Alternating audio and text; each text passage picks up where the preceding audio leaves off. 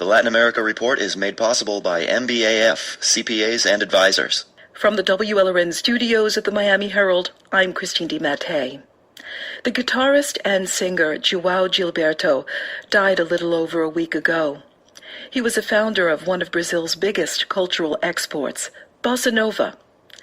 WLRN intern AARON SÁNCHEZ-GUERRA introduces us to some Brazilian musicians here as they reflect upon what Gilberto meant to them.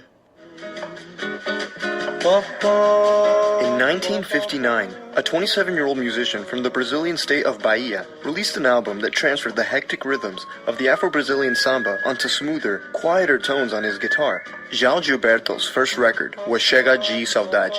Lauren Oliveira is a Brazilian musician and singer who knows those rhythms from her homeland well. She says Gilberto changed samba. From the samba, there was very... It was...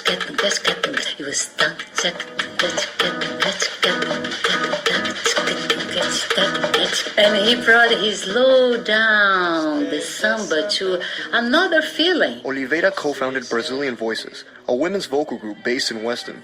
They perform bossa nova and samba for the last 15 years. That's them performing Gilberto's famous title track from that first album, Chega de Saudade. Oliveira was born in São Paulo in 1964 into the bossa nova craze that Gilberto helped spread through the world. At the time, there was Frank Sinatra, there was a lot of Ella Fitzgerald that was coming to, we were listening in Brazil. But what was very interesting, the way João Gilberto was singing, only like whispering. Tá fazendo ano e meio, amor, que o nosso lar. And people's expectation about singers is the voice, when you project your voice, quando você canta alto e solta a voz, né? But João Gilberto was so intimate.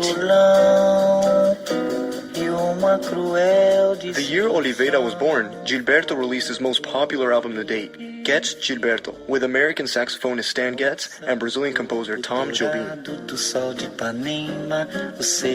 The Girl from Ipanema became a world-famous track and a jazz standard. I was not crazy about him, but I was crazy about the way he played the guitar. Bill Duba has been playing Brazilian music here in South Florida since 1997 with his band Clube do Choro G Miami. The way I played, and the way my cousins taught me how to play the little classical guitar that I know how to play, I played copying the way he played. Choro music predates bossa nova, but Duba says he couldn't have learned music without hearing Gilberto on his father's radio station as a kid in Rio de Janeiro. Oliveira's group, Brazilian Voices, sees healing power in João Gilberto. They sing bossa nova to patients in hospitals. We go into the hospital. It's not invasive. It's very soft. Through the corridors, we just go and singing.